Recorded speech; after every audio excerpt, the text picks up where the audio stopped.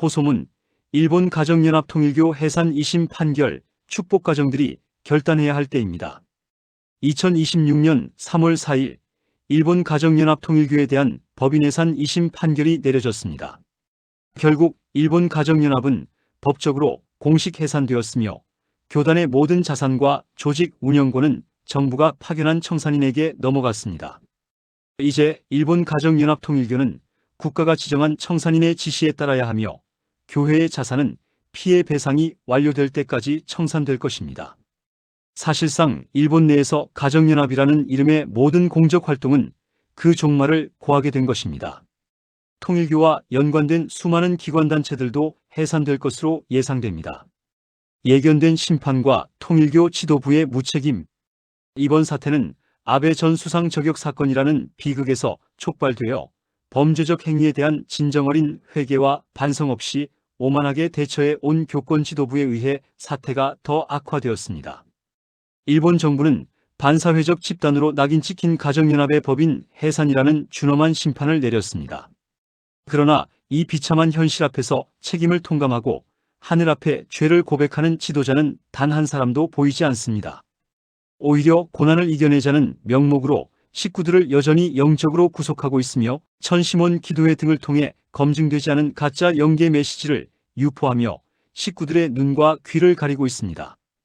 왜곡된 신격화와 섭리의 이탈. 통일교 지도부는 고등학교조차 졸업하지 못한 한학자 총재를 독생녀 홀리마더 안으로 신격화하며 가스라이팅을 일삼았습니다. 그들은 한 총재를 앞세워 권력을 장악하는 목적을 달성한 뒤 이제는 연로한 어머니를 법적 사회적 사지로 몰아넣고 자신들의 안위만을 챙기고 있습니다. 입으로는 어머니 환궁하소서를 외치지만 실상은 어머니를 감옥에 버린 것입니다.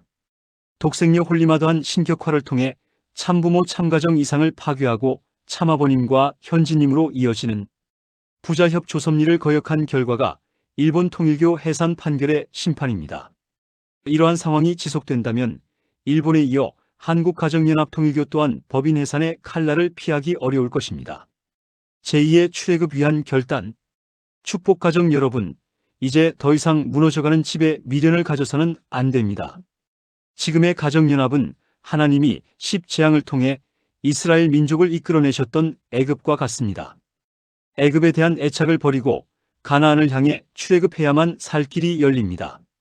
독생녀 홀리마더한 신앙에 매몰된 현재의 체제로는 더 이상 하늘의 섭리를 이어갈 수 없습니다.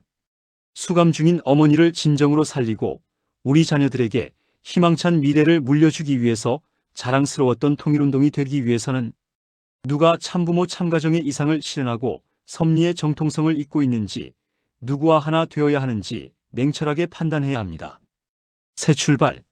축복가정들은 해산된 통일교에 대한 미련을 버리고 참아버님과 현지님으로 이어지는 참가정의 종적인 축에 다시 연결되어야 합니다. 확대된 참가정의 일원으로 거듭나야 합니다. 그리하여 이제는 천주적 가나안 복귀를 향해 힘차게 새 출발해야 합니다. 이것이 축복가정들이 걸어가야 할 섭리적 길입니다. 참부모 참가정의 이상을 파괴하고 섭리에서 완전히 이탈한 통일교에 남아있는 것은 스스로 멸망을 자초하는 것이요 하늘을 거역하는 것입니다.